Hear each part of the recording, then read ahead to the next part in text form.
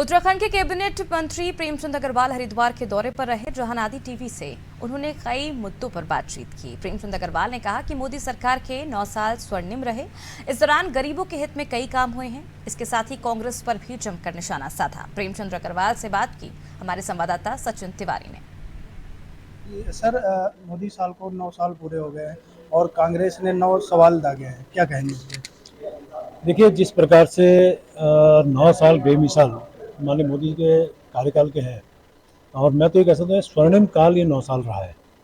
और कितने काम इस दौरान हुए हैं, मैं सिर्फ एक ही बात कह सकता हूँ, कांग्रेस को अपने वो पुराने काल देखने चाहिए कि जब उन्होंने एक बार कहा था 1971 में कि गरीबी हटाओ।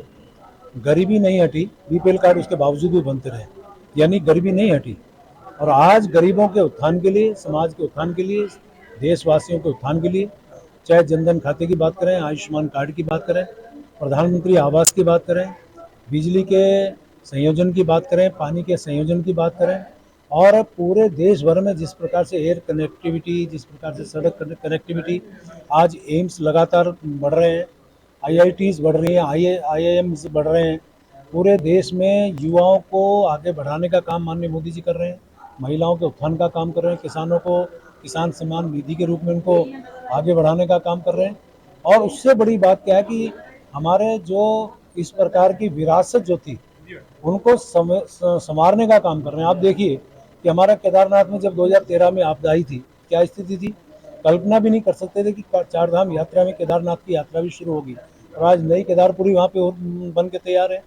आप केदारनाथ में जाने के लिए और हमारे गौरीकुंड से हेमकुंड जाने के लिए आज की तारीख में वहाँ बर्फ़ पड़ रही है, लोग नहीं जा पा रहे हैं, लेकिन वहाँ रोपवे के लिए शिलान्यास उनके द्वारा हो चुका है। बद्रीनाथ को सुधारने का काम, संवारने का काम हो रहा है।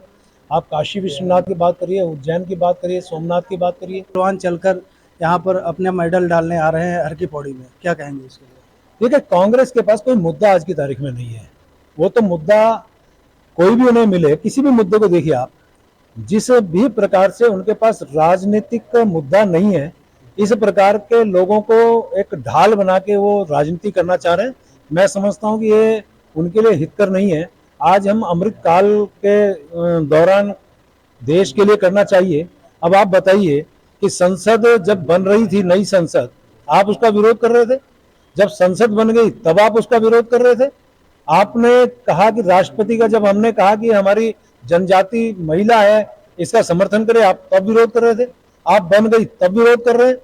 आप कह रहे हैं कि आज उसका राष्ट्रपति से आप जो है उसका उद्घाटन कराइए। आप याद करिए, यही लोग कांग्रेस के और तमाम लोगों ने किस प्रकार की टिप्पणी उनके राष्ट्रपति बनने के बाद की। जब महामहिम राष्ट्रपति ने इसी संसद के सत्र में अभिभाषण, पहला अभिभाषण दिया, उसका आपने बहिष्कार किया। आपने परसों नीति आयोग की जो बैठक है, जिसमें पूरे देश भर के राज्य अपने मुख्यमंत्री वहां के अपने प्रदेश की चीजें बताएं और उसमें उनके विकास की बातें, आप उसका बहिष्कार कर रहे हैं। यानी जहां आपको बैठना चाहिए वहां को बहिष्कार कर रहे हैं। जब आपके पास मुद्दा नहीं, आप मुद्दा ढूंढने की बात कर रहे हैं, मुद्दों को पकड़ने की बात कर रहे हैं, मुद्दा लपकने की बात कर रहे हैं। लेकिन ये जनता है, ये पब्लिक है, सब कुछ जानती है।